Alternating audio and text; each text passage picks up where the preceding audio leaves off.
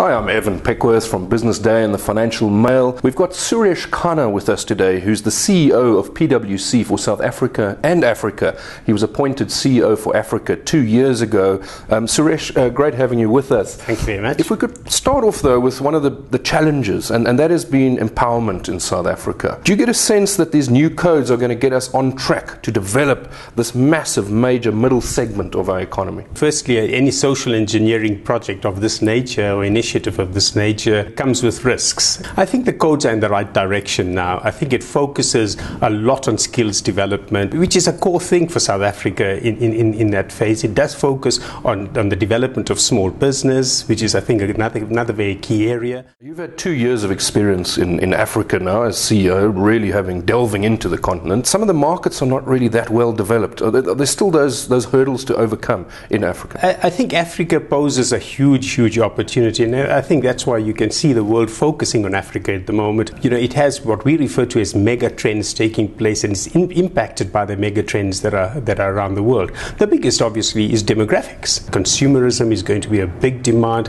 housing, infrastructure. At the same time, we have a rising middle class in Africa, so that there is disposable incomes on the continent to spend. When you're looking at where we are in terms of infrastructure, natural trade links, the trade within Africa has not developed. We trade more outside the continent than within the continent, and those are kind of things that we need to deal with and promote. The global economic backdrop, of course, is not great. Is it fair to say that, for example, geopolitical tension in Europe, etc., should be hitting Africa, should be hitting the rand, and affecting companies? I think we don't live on an island. I think we are part of a global community. So what happens across the world, we will feel here as well. You know, PwC does a global CEO survey every year, which we release in Davos, and we're releasing our Africa one shortly as well. A huge optimism, in terms of where we're going. And I think, when we think about contagion and we think about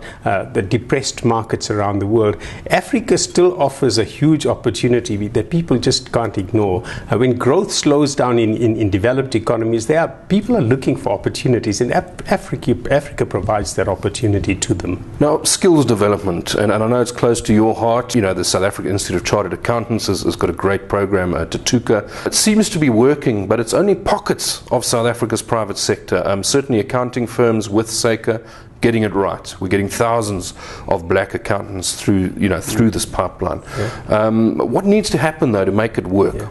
Just a little backdrop on the Tutuka program. I think that was great. I'd like to call it first in foresight. Today we have 800 people on that program, and it's a tremendous kind of program. I think what we've also been engaging with government as Saica in trying to share the learnings we've had out of this, and with other professions, the engineers, the actuaries, the other professions that are also needed for our economic growth in the country. So Tutuka is a very, very good program, well established. But I think one of the key things we're seeing is the pipeline into tertiary education is pretty weak.